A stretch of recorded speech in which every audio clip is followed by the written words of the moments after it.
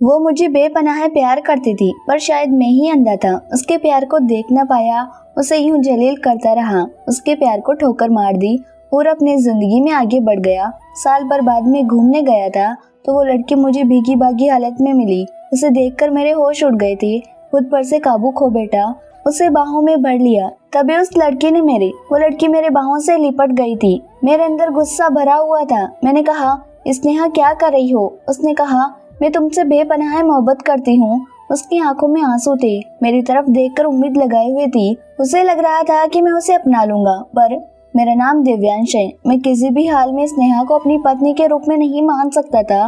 मैं उससे शादी नहीं करना चाहता था।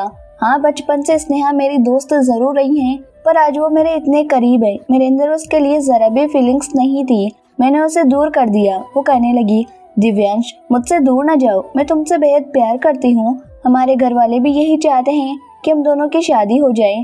फिर तुम मुझे क्यों ठुकरा रही हो? आखिर क्या कमी है मुझ में? Please tell me. मैंने कहा, I don't like you, don't you understand? मुझे तुमसे नफरत है। मैं काम लड़की से शादी करना चाहता हूँ। मुझे हाई सोसाइटी की लड़कियां बिल्कुल पसंद नहीं है। तुम्हारी बात करने का तरीका, रहन सहन मुझे बिल्कुल झूठा और बनावटी लगता है।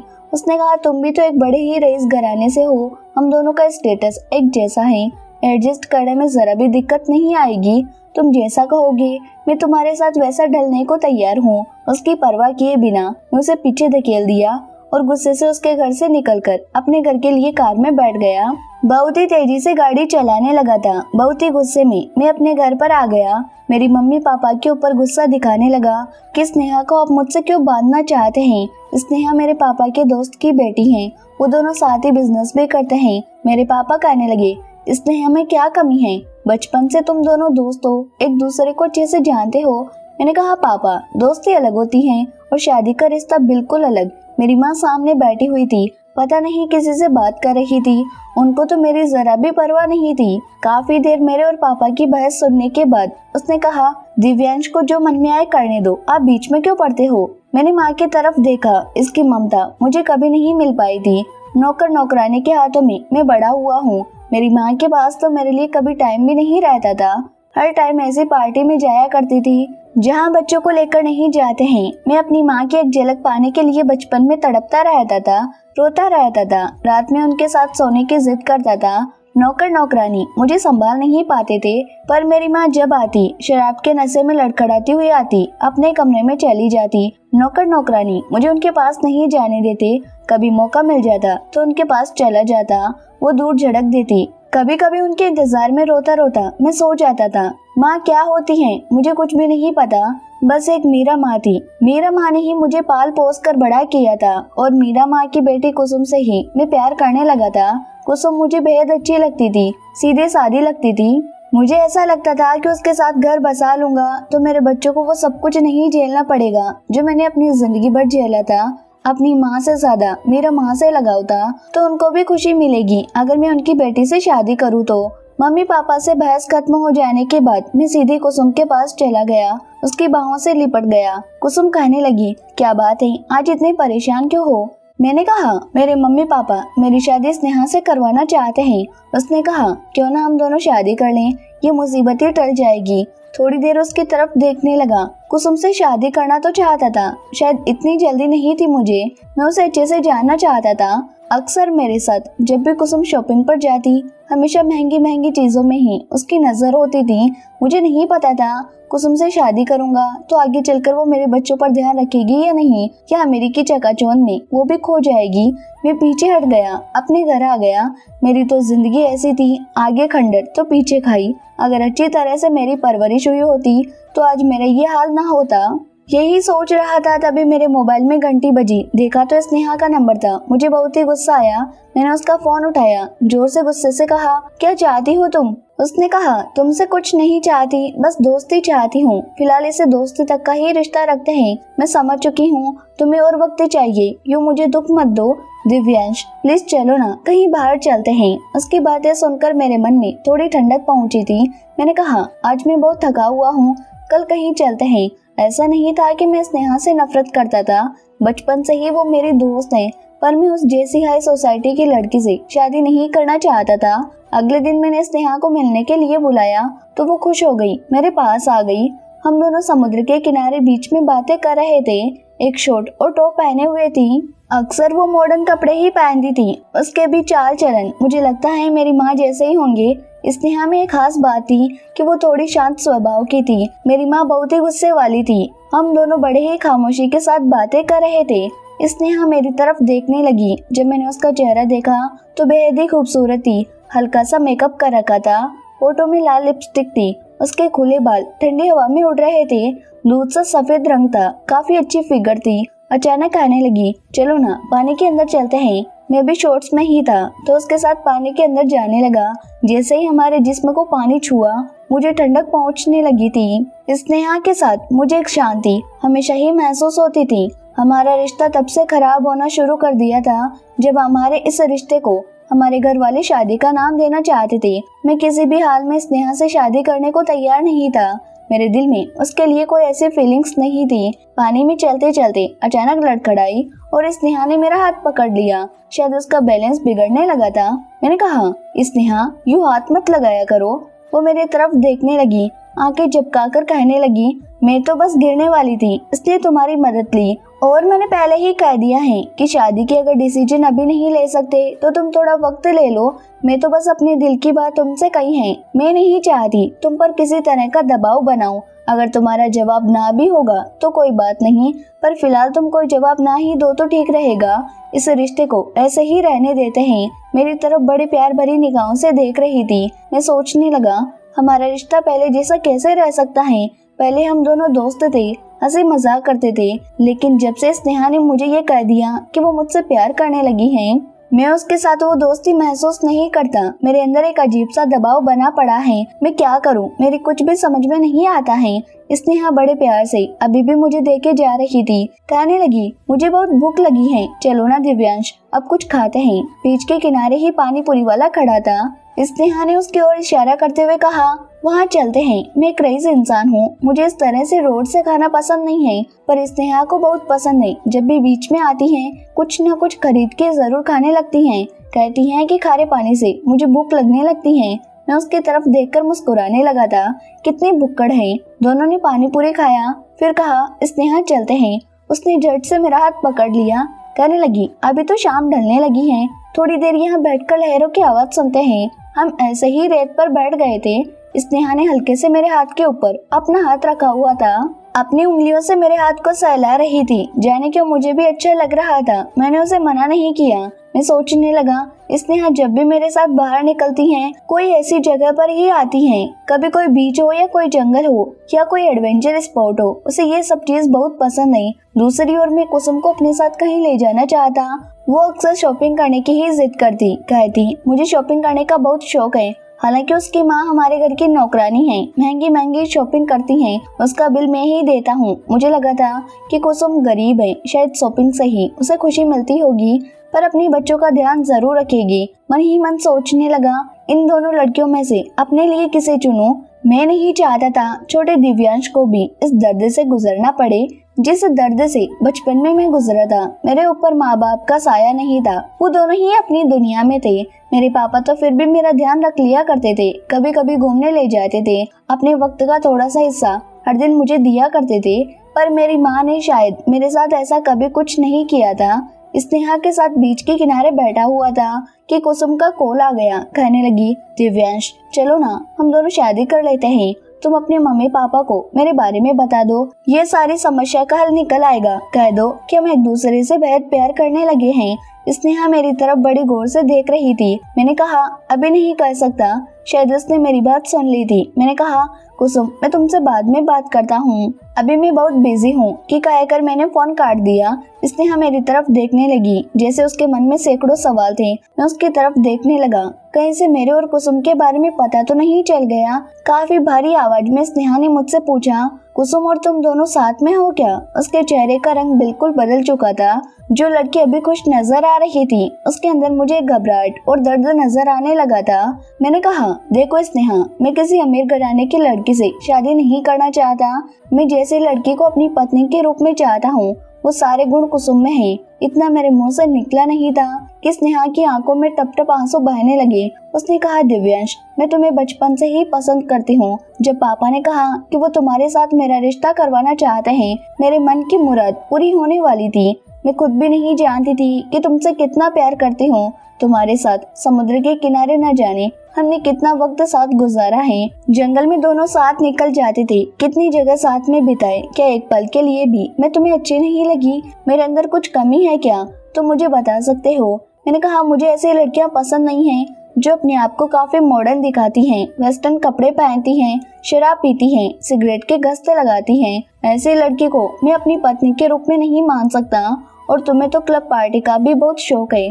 मुझे नहीं लगता तुम जैसी लड़की को शादी के बंधन में बंधना भी चाहिए, क्योंकि तुम जैसी लड़कियां अपने शौक पूरे करने के लिए अपने बच्चों की जिंदगी भी खराब कर देती हो। इतना मेरे मुंह से निकला नहीं था कि उसकी आंखों में आंसू बहने लगे। कहने लगी, दिव्यांश, ये क्या कह रही हो? मैं तो ऐसे ही माहौल में बड़ी हुई हूँ। और यू नो दैट मेरे मम्मी पापा भी बिजी रहा करते थे। कितनी बार तो हम भी साथ में क्लब्स और पार्टी में गई हैं। मैंने कहा, हाँ, तुम क्लब और पार्टी में जाती थी, लड़कों के साथ डांस करती थी। तुम एक खुली किताब हो। तुम्हारे शौक के बारे में मैं सब जानता हूँ। तुम जैसी लड़की को अपना दोस्त तो बना लूंगा, पर पत्नी के रूप में स्वीकार नहीं कर सकता। समझ गई? इतना कहा नहीं था। उसका चेहरा बिल्कुल लाल हो गया। मेरा हाथ पकड़ने लगी। कही, please Divyansh, try to understand. मुझे यूं मत छोड़ो। मैं तुमसे बेहद प्यार करती हूँ। नहीं जी पाऊंगी तुम्हारे बिना। तुम मेरे बचपन का सपना हो। तुम्हारे साथ ही मैंने घर बसाने का सपना सजाया है। ये सपना मत तोड़ो प्लीज। मैंने उसका हाथ झड़क दिया। कहने लगा, आज के बाद हम दोनों का रिश्ता खत्म है, ये दोस्ती खत्म है। मैं कुसुम से शादी करने वाला हूँ। तुम मेरी जिंदगी से दूर हो जाओ। अभी दूर हो जाओगी तो तकलीफ कम होगी, बाद में हम दोनों को शादी करते हुए देखोगी तो तुम्हारा दिल जलेगा। कहते हुए मैं उठ खड़ा हुआ और चलने लगा था। स्नेहा भी मेरे पीछे पीछे दौड़ी आ रही थी। मेरा हाथ पकड़कर मुझे एक आखिरी बार विनती करने लगी थी। उसकी आंखों में आंसू थे। उसका खिला चेहरा मुरझा गया। उसे तो मानो विश्वास ही नहीं हो रहा था, पर मैंने सब कुछ छोड़ छाड़ कुसुम के साथ रिश्ता बना लिया था। उसके साथ रजिस्ट्री कर ली थी। मेरे मम्मी पापा की मर्जी नहीं थी, इसलिए अब तक हमारी सोशल मैरिज नहीं हुई थी। पर कुसुम रजिस्ट्री के बाद ही मेरे साथ रहने आ गई थी। आज 1 साल हो गया है हमारी रजिस्ट्री को, और हमने घूमने जाने का प्लान बनाया है। हम कल जाने वाले थे। कुसुम ने सारी तैयारी कर ली। हम निकल चुके थे। फ्लाइट में बैठे बैठे मैं सोचने लगा, जिंदगी में जो चाहता था वो मुझे नहीं मिल पाया, क्योंकि कुसुम ऐसी लड़की साबित ना हो पाई थी जिसे पत्नी के रूप में मैं देखना चाहता था। क्योंकि उसे ना मेरी घर की परवाह थी और ना मेरी परवाह थी। बस उसे तो मेरा क्रेडिट कार्ड चाहिए था, जिससे महंगे महंगे शॉपिंग करती। जिस लड़की ने कभी शराब को हाथ ना लगाया था, वो भी शराब पीकर हर रात घर आई थी। मेरे सामने ही सिगरेट के गस्ते लगा रही थी। अपने दोस्तों के साथ अय्याशी में लगी रहती थी।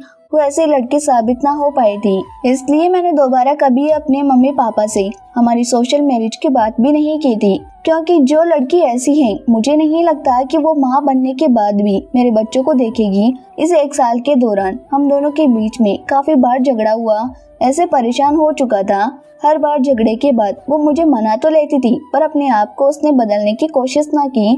इस गरीब लड़की पर पैसों का इस कदर नशा चढ़ा कि मीरा माँ भी समझाकर थक चुकी थी। मैंने मीरा माँ से कह दिया था कि मैं कुसुम से शादी करके बिल्कुल भी खुश नहीं हूँ। जो दर्द मैंने बचपन में झेला था, मैं नहीं चाहता था मेरा बच्चा भी वो दर्द झेले। मीरा माँ ने कहा कि तुम दोनों बाहर कहीं घूम आओ। कहीं बाहर नहीं गए, हवा पानी बदलेगा तो मन भी बदल जाएगा। इसी इरादे से मैं कुसुम को लेकर कश्मीर जा रहा था। होटल में पहुंचने के बाद मैं थोड़ा आराम कर रहा था। मेरी पत्नी फोन में लगी हुई थी। उसकी बकबक से तंग आकर कमरे से बाहर निकल गया। सोचा आसपास कहीं वॉक करूं। आसपास घूमने लगा था कि तभी बारिश आ गई। मैं जल्दी से दौड़ता हुआ सर छुपाने की कोई जगह ढूंढने लगा। तभी कोई पीछे से मेरे सर के ऊपर छाता रख दिया। पीछे मुड़कर देखा तो मेरे सामने जो शख्स खड़ी थी, उसे देखकर मुझे जोर का झटका लगा। स्नेहा मेरे सामने खड़ी थी, मुझे देखकर मुस्कुरा रही थी। कहने लगी, कैसे हो दिव्यांश? बड़े दिनों बाद तुम्हें देखा। मेरा घर सामने है। जब तक बारिश ना रुक जाए चलो मेरे साथ 1 कप कॉफी पीते हैं। जाने दिल को क्या हो गया, स्नेहा के साथ चलने लगा था मैं उसके साथ उसके घर आ गया। मैंने कहा, तुम यहाँ क्या कर रही हो? स्नेहा, तुम कब यहाँ चली आई? मैं उसकी ओर देखने लगा, उसके जवाब का इंतजार करने लगा। उसके चेहरे में उदासी थी। थोड़ी देर बाद उसने कहा, जब से तुमने मुझे मना कर दिया था, मैं यहाँ आकर बस गई हूँ। यहाँ एक गरीबों के स्कूल में टीचर हूँ, साथ ही मेरा अपना यहाँ होटल का बिजनेस भी है। गरीब बच्चों को पढ़ाकर मेरे दिल को सुकून मिलता है। मैं उसकी तरफ बड़ी गौर से देखने लगा। उसके चेहरे की उदासी देखकर जाने मन में क्या हुआ, एक ठहराव सा आ गया। उसके होठों को बार बार देखने लगा।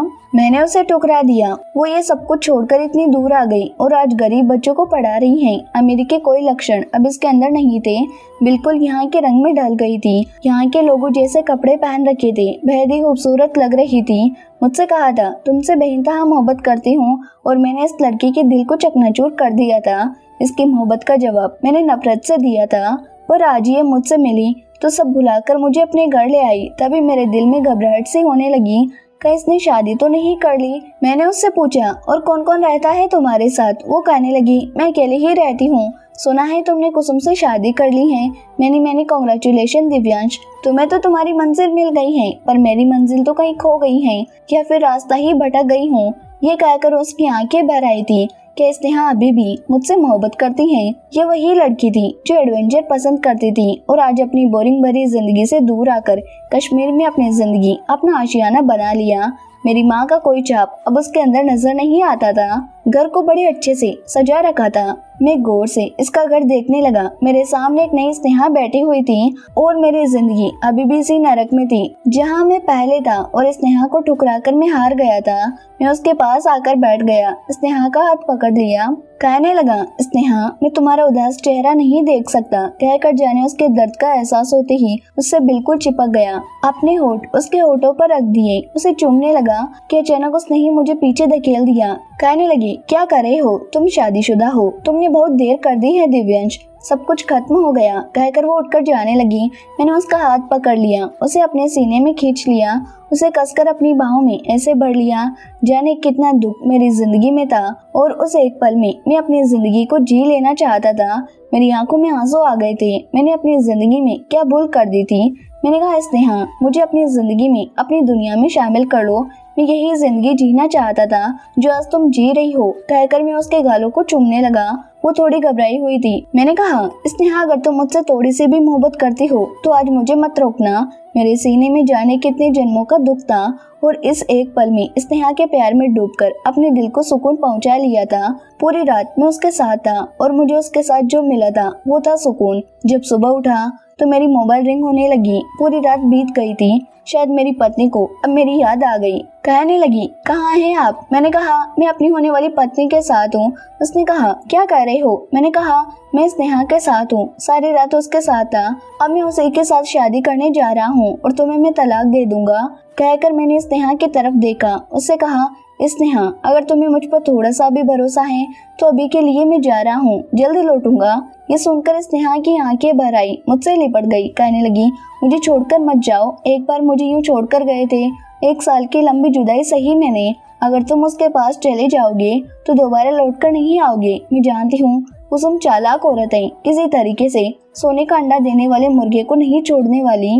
मैं तुम्हें किसी भी हाल में नहीं जाने दे सकती। मैंने कहा, नहीं, एक आखिरी बार के लिए विश्वास कर लो प्लीज सोना, ट्रस्ट मी। उदास मन से उसने मुझे जाने दिया। मैं जानता था स्नेहा के मन में क्या डर था। मैं सीधे अपनी पत्नी के पास पहुंच गया, उसे लेकर सीधे एयरपोर्ट से घर आ गया, उसे अपने मायके छोड़ दिया। मीरा माँ हम दोनों को देखकर कहने लगी, क्या हो गया? मैंने कहा, मैं इसे तलाक दे रहा हूँ, स्नेहा से शादी कर रहा हूँ, मुझे मेरी मंजिल मिल गई है, मैं स्नेहा से प्यार करता हूँ, कुसुम से नहीं। दोनों माँ बेटियाँ गंगा यमुना बहाने लगी, पर अब मैं पिघलने से रहा। अपने वकील को मैंने पहले ही फोन कर दिया था। तलाक के कागजात तैयार करके कुसुम के दस्तखत करवा लिए थे। कुसुम आखिर में राजी हो गई थी, क्योंकि इसे काफी मोटा पैसा मैंने दिया था। अपने मम्मी पापा को भी मैंने कह दिया था कि सब छोड़ छाड़ कर कश्मीर जा रहा हूँ, वहीं बसने वाला हूँ, स्नेहा से शादी कर रहा हूँ और उनकी जिंदगी से हमेशा के लिए दूर जा रहा हूँ कि कहकर मैं कश्मीर आ गया। जब स्नेहा के पास पहुंचा, स्नेहा दौड़ते हुए आई, मुझसे लिपट गई, कहने लगी, तुम्हें बहुत मिस किया, अब मुझे चैन पहुंचा है। मैं हर वक्त डरी रहती थी कि तुम मुझे दोबारा कभी ना मिलोगे। मैंने कहा, कुसुम को तलाक देने में वक्त लग गया है, अब हमारे रास्ते का कांटा हट चुका है। मैंने स्नेहा से शादी कर ली, कश्मीर में ही बस गया, उसके साथ होटल चलाने लगा, साथ ही गरीब बच्चों को भी पढ़ाने लगा था। आखिर मुझे जिस जिंदगी की तलाश थी वो मुझे स्नेहा ने दिया था और हम दोनों ने मिलजुल कर बड़े प्यार से जिंदगी चलाई। दोस्तों, उम्मीद करती हूँ कि आपको हमारी कहानी पसंद आई होगी। कहानी पसंद आई है तो वीडियो को लाइक करें, चैनल पर नहीं है तो चैनल को सब्सक्राइब करें और हाँ, नोटिफिकेशन बेल को जरूर दबाएं ताकि अगली आने वाली अपडेट सबसे पहले आपको मिले। Okay, thank you.